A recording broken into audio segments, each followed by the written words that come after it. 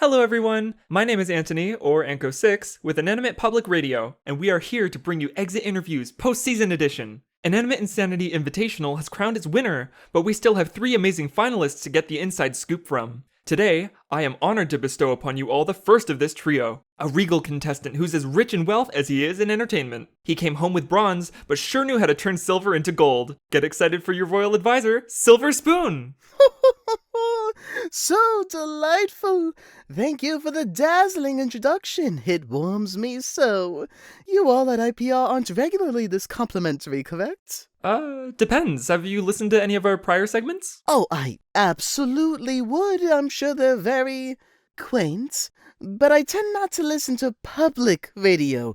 Far too general audience for my liking. I order my radio waves custom made. Then in that case, I can safely say no, we would never say anything nice to any of our guests, other than you. Oof, ever spared.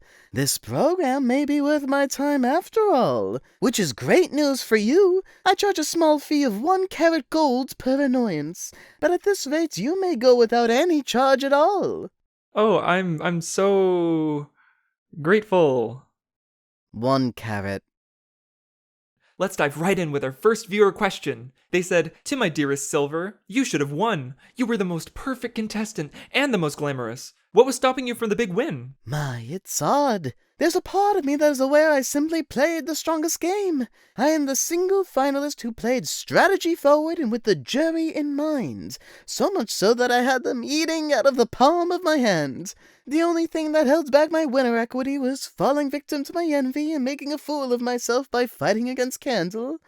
If I changed that one moment, my victory would be secured. However, it's not what I needed. I learned a valuable lesson that day, and now I am a fuller person living a perfect happy ending that the masses could aspire towards. Oh, it's really nice to hear you're looking at the bright side. So what's next for you? This next fan would like to know if you'll continue to practice controlling the inner flame with Candle. Oh, well, maybe.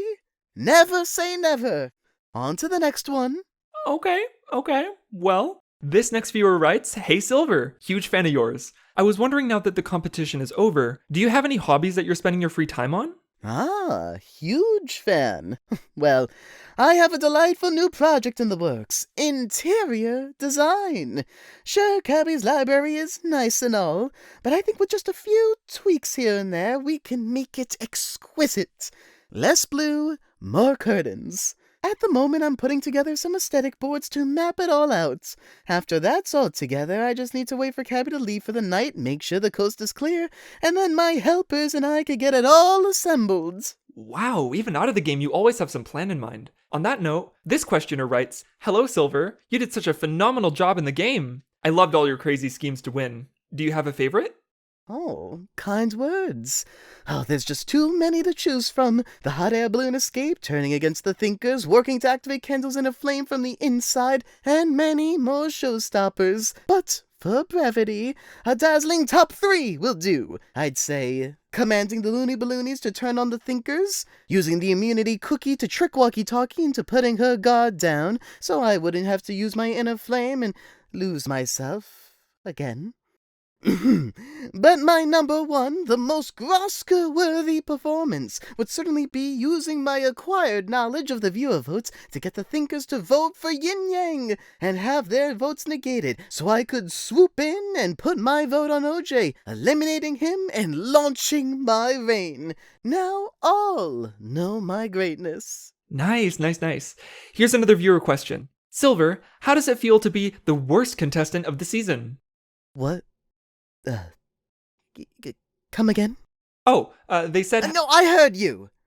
I've come to learn that all are entitled to their opinions.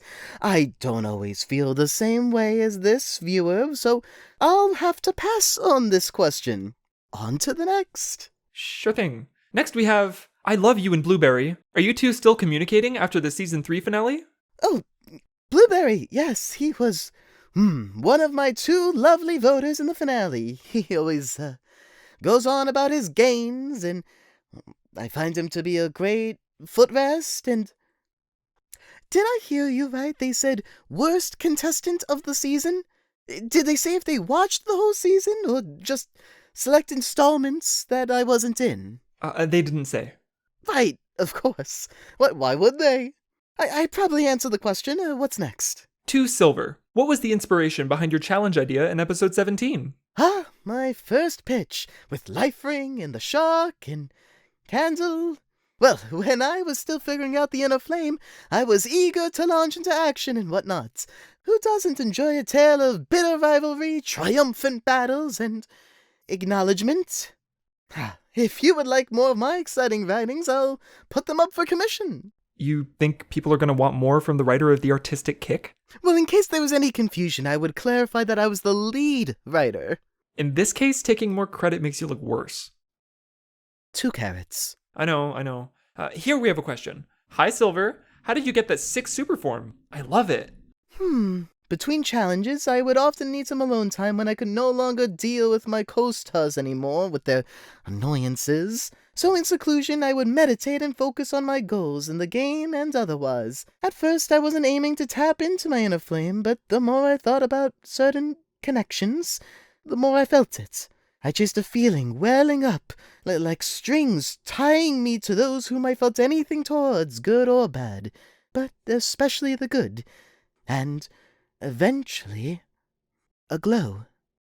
Pretty impressive, right? I hardly tried. Definitely. What is it like being in your inner flame? Does it feel like you're trapped while it takes control, or is it a more exciting, fulfilling feeling? Well, depends on how much I give myself to the power. When I'm not trying to show off too much, I can hardly feel its presence, but the more I want its power, the more it surrounds me. First it feels good, and then I stop feeling at all. I would never say those things to Candle. I would never do those things. But my pain wanted it, and I feel like it's ruined so much. Up until the happy ending, of course. And then everything has been dandy since. Great. Next up we have, if you had to choose, what type of soup would you like to be used for? If this is Yin Yang asking again, leave me alone! Shoo! Next question. Okay, next, Silver Spoon, you were easily my favorite competitor throughout Season 3. I'd love to know more about where you came from and what your personal life is like. Do you have a family? Congrats on the bronze medal, you earned it. Appreciated. Always love the fans. The kind ones, who don't think I'm the worst. You good? Of course. That comment earlier was no big deal at all. Just humorous that someone thought to say it and write it. As though it wasn't public and there wasn't a person on the other side of the screen, but I don't care. As for the question, I had a wonderful upbringing, very rich and all. Everyone loved me. I won't bother with the details.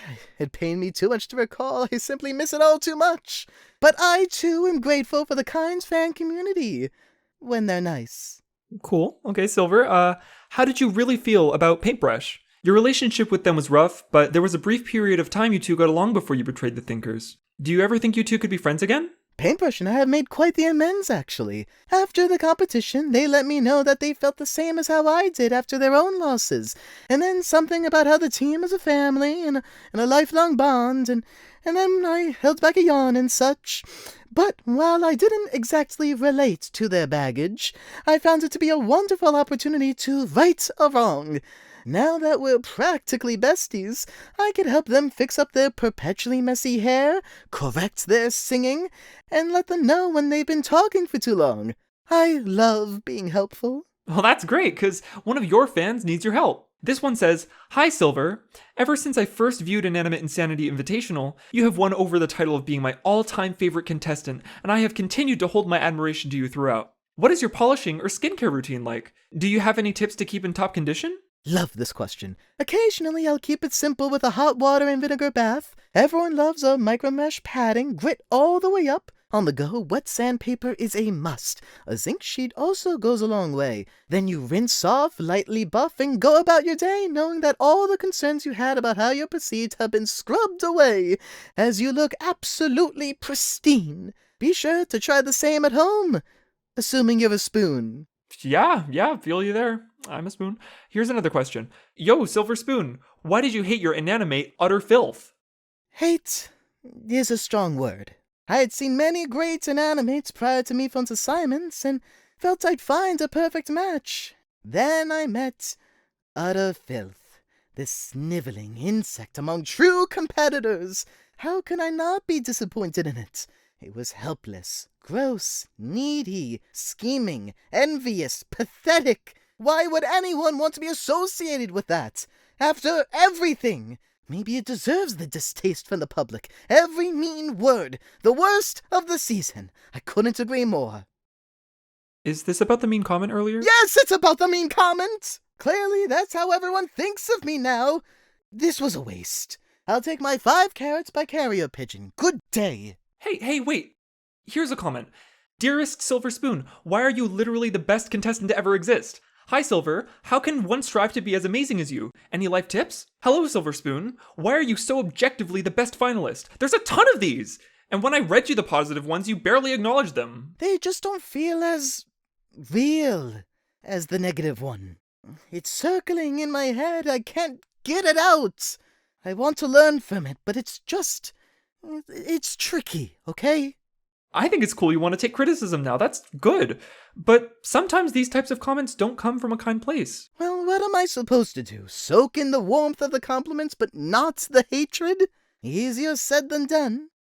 I mean, if the negative stuff hurts that badly, don't take either of them personally. You were a reality TV contestant. The people leaving comments have only seen little pieces of you. I mean, you can pick up tips here and there from people, but treating them like they know you deeply, not healthy. You can take a step away if you're overwhelmed. I suppose. All right.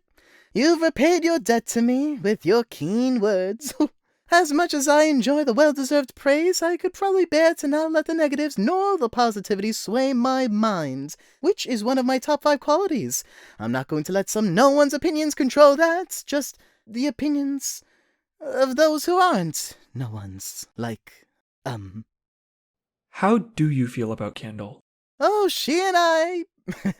Well, now that you have me all like this, might as well say, simply and with respect for her privacy, there's been some distance since the finale ended, just a little.